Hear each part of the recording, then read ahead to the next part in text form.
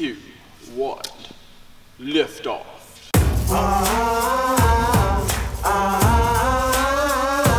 Academy Live Coaching is one of the many benefits that we offer in Academy, and we do this live coaching every other week.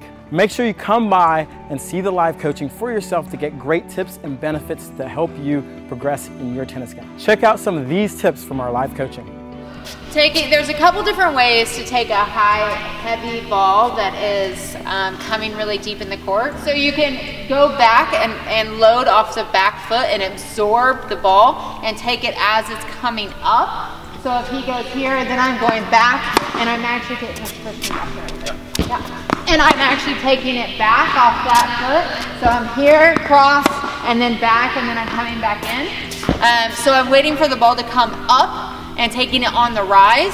I would not suggest taking the ball on the hop, which like is on the bounce. Another way to say that, you actually want to wait till the ball comes up between your waist and chest height to be able to take the ball on the rise. But if you have someone who's really hitting high, heavy topspin, and the ball is really high, but not high enough for you to take it as a swinging volley right here, then you actually could come in and take it as a volley and then recover back. Coaching live is just so different, and I think one of the big hurdles a lot of players and people have when they think, oh, live coaching, it's like I can't see the benefit because I'm here and you're there. And I think one powerful thing that makes this possible is the use of video and how we show you how to use video and how all the things we talk about, we're using video in the live. And so you can have that kind of the best of both worlds, getting the experience from the coaches, 3 different coaches, getting the kind of questions answered from this huge group, and then using video. That's just really powerful. So I think another huge benefit of live coaching, especially now, is that we have our own court, which is, it's magical, let's just put it that way. The magic of it is that before we kind of be in the office and we could still explain a lot of things, but there took a little bit of imagination. And now being on the court, we can take any situation and show you exactly what you're supposed to do on the court, which I don't think anyone's doing that. No one's doing that has their own court, and you can ask me a question at home and I can set up the situation, explain what you need to do to improve the situation, and then you can ask me another question and I can give you feedback live. I mean, it's not happening anywhere else. Let's go with Bill. I'm pretty comfortable and consistent hitting topspin forehands when they're slow or waist height. But my airs increase a lot, both into the net and long, when hitting a forehand at or above shoulder height.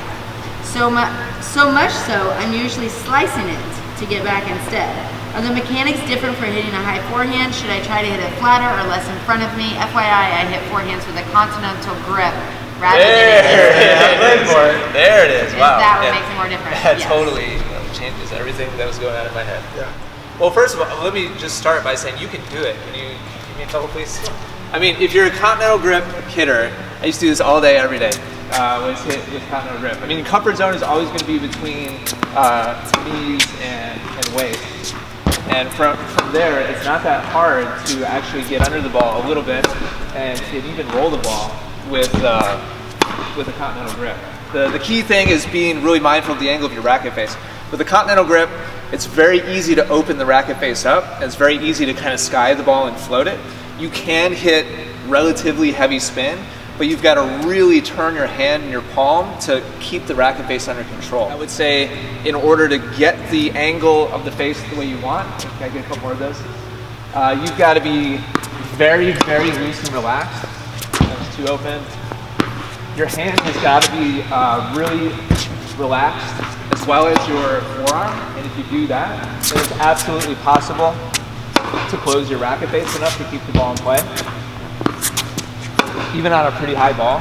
I hit all those with a Continental Grip, and so you can do it. If you've got any tension and your hand and your forearm locked down at all, then you end up just kind of getting into a pushy, slicey type shot, and if you juice that up and hit it hard, it ends up just floating too far. One thing you may have seen us on like Facebook doing another live thing, and that's our office hours, but the huge difference between Facebook and the live we do for the Academy is that every question we get, we answer, because it's a personal relationship. We want to make sure that everybody feels like they got their question answered. Where on Facebook, we just kind of randomly go through and answer as many questions as possible. So I think that's another huge benefit of being a part of the Essential Tennis Academy.